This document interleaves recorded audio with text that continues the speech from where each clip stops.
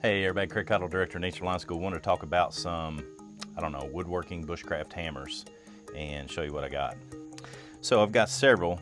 These three right here, all made from dogwood, which is one of the densest woods in the woods. One of the reasons that I utilize the wood that I do typically is I'll try to find dogwood that's been knocked down during a storm and use that. That way I don't have to cut down a dogwood because they have such pretty flowers. But this one I just finished, and there's another video out there about me showing me how I go about building this. This is a sourwood. Sourwood in this particular spot, there were like, I don't know, 8 or 9 of them. So they're not all going to survive anyway. So I cut one of them down, and I'll use several pieces to make other hammers for classes and whatnot. The interesting piece here is this one. This is dogwood that Tracy Trimble turned for me on his lathe. Very dense, attractive, looks good. He's got some creativity built into it, and works really well for that. Super smooth. This one I made by hand in the woods with an axe, I think, maybe even a tomahawk.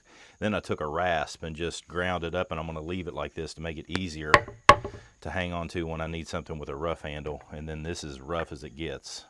I just got this around where it fits my hand, and this dogwood piece here, and then this sourwood is ready to rock. So take a look at why this design is the way it is. Think of these hammers right here utilized much like an axe or a tomahawk. They have a lot of weight on the end to utilize physics. They will tire you out if you're not used to using them, so be aware of that. These are lighter weight. I do small tasks with these, even though I do beat with them pretty hard. But this one's got the oomph behind it to do some bigger jobs. Just a couple more things I want to point out to you. So I've left this one, and the one Tracy made me is a little bit rounded.